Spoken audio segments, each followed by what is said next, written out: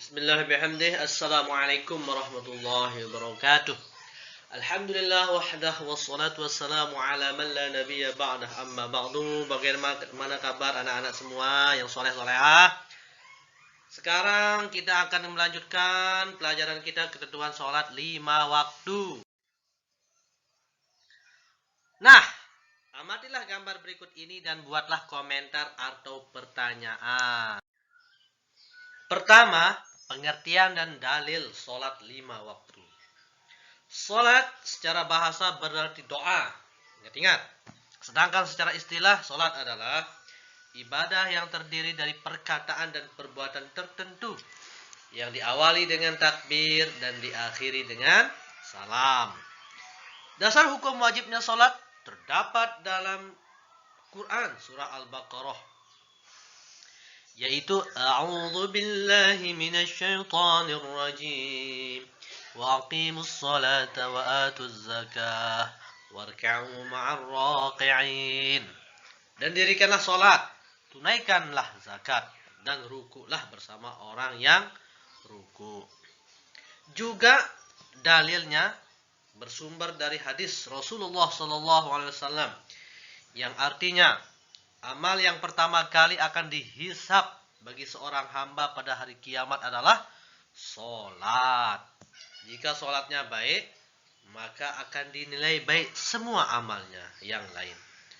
Dan jika sholatnya rusak, maka dinilai jeleklah semua amal yang lain. Ini hadis riwayat At-Tabrani. Selanjutnya yang kedua, syarat-syarat sholat. Syarat-syarat sholat ini dibagi dua. Ada syarat sah sholat, ada syarat wajib sholat. Syarat sah sholat yang pertama harus suci badan, pakaian, dan tempat dari hadas dan najis. Yang kedua, wajiblah kita menutup aurat. Yang ketiga, telah masuk waktu sholat dan menghadap kiblat. Sedangkan syarat wajib sholat harus beragama Islam, kemudian balik, berakal, suci dari had dan nifas, kemudian yang kelima, telah sampai dakwah padanya. Selanjutnya anak-anakku yang soleh-solehah, yang dicintai oleh insyaallah Allah subhanahu wa ta'ala. Yang ketiga, sunnah sholat. Nah, sunnah sholat ini dibagi dua lagi. Ada sunnah ab'ad, ada sunnah hayat. Sunnah ab'ad adalah amalan sunnah dalam sholat yang apabila terlupakan, maka diganti dengan sujud sahwi. Yang termasuk sunnah ab'ad yakni tasawuf awal, kunut subuh, dan lain-lainnya. Kemudian sunnah hayat adalah amalan sunnah dalam sunnah yang apabila terlupakan, tidak perlu diganti dengan sujud sahwi. Yang termasuk sunnah hayat antara lain mengangkat tangan ketika takbiratul ihram, membaca doa iftitah, kemudian juga membaca ayat dan lain-lain. Kalau tumainah itu hukumnya ya fardu rukun itu. Kemudian berikutnya adalah yang membatalkan sholat. Nah, perhatikan baik-baik kalau ini terjadi batal sholat kita. Yang pertama, berbicara dengan sengaja. Kedua, tertawa. Tiga, berhadas, baik besar maupun kecil. Yang keempat, terbuka aurat. Yang kelima, merubah niat atau menyatakan membatalkan sholat dalam hatinya. Yang keenam, membelakangi kiblat. Kemudian yang ketujuh, makan dan minum. Yang kedelapan, murtad.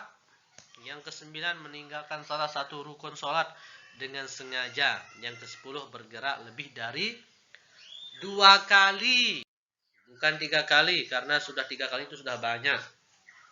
Berikutnya adalah rukun sholat. Rukun sholat, nah ini kalau terjadi kegagalan atau tidak lengkap, maka batal sholatnya. Yang pertama, niat.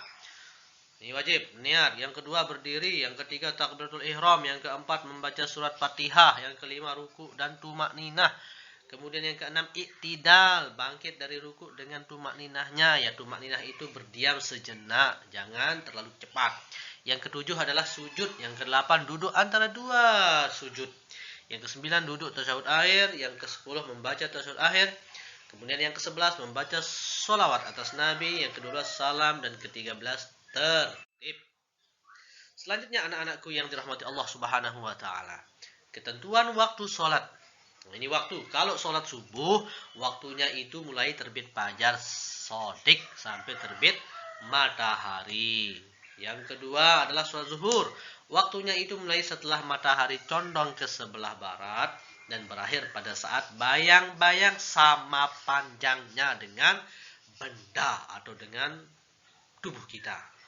Yang ketiga sholat asar. Waktunya itu mulai dari habis waktu zuhur sampai terbenam matahari. Yang keempat sholat maghrib. Waktunya mulai dari terbenam matahari sampai terbenamnya mega-mega merah. Kemudian sholat isya. Waktunya mulai terbenam mega-mega merah sampai terbit fajar shodiq atau waktu subuh tiba. Oke, anak-anakku semua. Tahukah Anda, sholat memiliki banyak sekali manfaat. Pada saat Anda melakukan gerakan sholat seperti mengangkat tangan saat takbir, ruku, sujud, iktidal, dan lain-lainnya, pada saat itu juga sendi-sendi kamu akan bergerak dan saling bertumpu, sehingga akan mengalirkan nutrisi dan oksigen ke seluruh tubuh Anda, ke seluruh tubuh kita. Hal ini dapat mengurangi resiko nyeri persendian, radang sendi, hingga kelumpuhan. Maka sehat insya Allah. Oke anak-anakku semua, yang calon sukses dunia akhirat insya Allah. Untuk memperluas wawasan kita tentang sholat 5 waktu ini, diskusikanlah masalah berikut ini. Oke? Nah, mana masalahnya berikut ini? Ini, jahil selalu tidur larut malam. Sehingga tiap hari dia selalu bangun kesiangan dan sholat subuh ketika matahari sudah terbit. Bagaimana pendapatmu tentang ini? Apakah dia harus langsung sholat atau tunggu waktu zuhur? Nah, diskusikan. Oke? Yang kedua, ada namanya Aspa. Sering diminta untuk menjadi imam sholat oleh ibunya di rumah. Karena selain bacaan Al-Qur'annya bagus, fasih, Aspa sudah bisa membedakan baik dan buruk. Tapi Aspa masih berusia 9 tahun atau belum balik. Bagaimana hukum sholat ini? Jelaskan alasanmu. Boleh atau tidak? Sah atau tidak? Bagaimana? Silakan. Kemudian yang ketiga, kazib melaksanakan sholat zuhur. Astagfirullahaladzim, namanya kazib. Melaksanakan sholat zuhur. Sedangkan dia belum berudu.